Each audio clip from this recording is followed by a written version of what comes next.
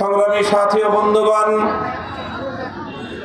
এই যে একটি সংগ্রামের মধ্য দিয়ে 5ই আগস্ট বাংলাদেশ একটি নতুন বাংলাদেশে রূপান্তরিত হওয়ার স্বপ্ন মানুষের চোখে ভেসে উঠেছে।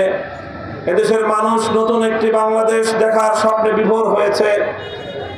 এই পর্যায়ে দেশের সচেতন জনতাকে, বিশেষ করে আমি বলবো ছাত্র সমাজ এবং আলেম সমাজ, এই দুই সমাজকে আগামীর বাংলাদেশ বিনির্মাণে তাদেরকে গুরুত্বপূর্ণ ভূমিকা পালন করতে হবে। ৭১-এর মুক্তিযুদ্ধকে ছিনতাইয়ের মাধ্যমে পার্শ্ববর্তী বন্ধুরূপী রাষ্ট্র বাংলাদেশের বুকের উপর মুক্তিযুদ্ধের চেতনা বিরোধী মৌল নীতিমালার আলোকে একটি গণ অভিপ্রায়ের বিরুদ্ধবাদী সংবিধান বাংলাদেশের মানুষের উপর চাপিয়ে দিয়েছিল।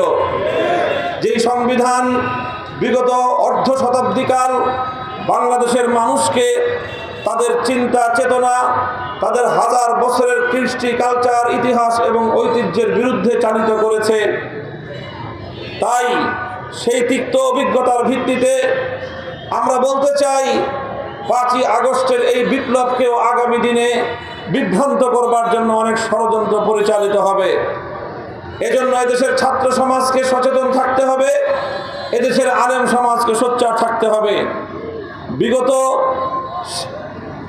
স্বৈরাচারী জালিম শেখ হাসিনার রাজনীতিটা আমাদেরকে প্রথমে বুঝতে হবে এবং সেই শেখ হাসিনার রাজনীতির পতনের যে মূল চেতনা ছিল, সেই চেতনাটাকে আমাদেরকে অনুধাবন করতে হবে। আমি বলি, শেখ হাসিনার রাজনীতির ছিল দুটি মূলনীতি। প্রথম মূলনীতি ছিল শেখ হাসিনার প্রতিশোধের রাজনীতি। শেখ হাসিনার রাজনীতির দ্বিতীয় মূলনীতি ছিল বিভাজনের রাজনীতি। 1975 সালে বঙ্গবন্ধু শেখ মুজিবুর রহমান সাহেব তার বাকশাল গঠনের কারণে একটি যখন অভ্যুত্থানের শিকার হন, 30,000 মায়ের বুক খালি করে বাকশাল বাংলাদেশের মানুষের অধিকার, মৌলিক অধিকারগুলোকে বুটের তলায় পায়ের নিচে পিষ্ট করেছিল, যার অনিবার্য পরিণাম ছিল 1975-এর 15ই আগস্ট। শেখ হাসিনা শুধুমাত্র তার বাবার হত্যাকাণ্ডের কথাই মনে রেখেছিল, কিন্তু এদেশের 30,000 মায়ের বুক খালি করা সন্তানদের কথা সে মনে রাখে নাই। 1975 সালে তখনই আন্তর্জাতিক মিডিয়ায় শেখ হাসিনা সাক্ষাৎকারে বলেছিল, যে জাতি তার বাবাকে হত্যা করেছে তিনি সেই জাতির কাছ থেকে প্রতিশোধ গ্রহণ করবেন। 75 সাল থেকেই শেখ হাসিনার রাজনীতিতে পদার্পণ ছিল বাংলাদেশের মানুষের কাছ থেকে প্রতিশোধ গ্রহণ করার মানসিকতা।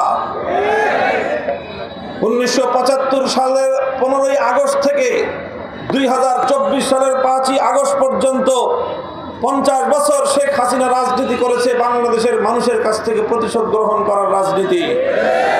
এদেশের মানুষকে কিভাবে দাবায় রাখা যায়, এদেশের মানুষকে কিভাবে ছোট করা যায়, এদেশটাকে কিভাবে পরদেশের অন্য ভিনদেশী আরেকটি রাষ্ট্রের গোলামে রূপান্তরিত করা যায়, এটাই ছিল বাংলাদেশ শেখ হাসিনার রাজনীতির মূল কথা।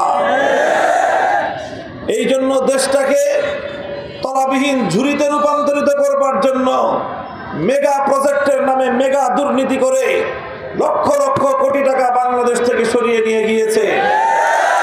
বাংলাদেশের রেমিটেন্স যোদ্ধারা মাথার ঘাম পায়ে ফেলে সারা বিশ্ব থেকে তারা রেমিটেন্স পাঠায়। এদেশের প্রাইভেট সেক্টরের ব্যবসায়ীরা তারা কষ্ট করে দেশ থেকে উৎপাদন করে বিদেশি রেমিটেন্স তারা দেশে আনে, বিদেশি মুদ্রা তারা বাংলাদেশে আনে, আর সেই টাকা দিয়ে বাংলাদেশ যতটুকু উন্নতির দিকে যায়, শেখ হাসিনার সরকার বিগত 15 বছর ধরে সেই সমস্ত টাকা অবাধে লুটপাট করেছে। এটা করেছে শুধু টাকা লুটপাট করার জন্য না, একটা মানুষের আর একটা পরিবারের কত টাকা লাগে, এটা করেছে বাংলাদেশের মানুষের কাছ থেকে প্রতিশোধ গ্রহণ করার জন্য।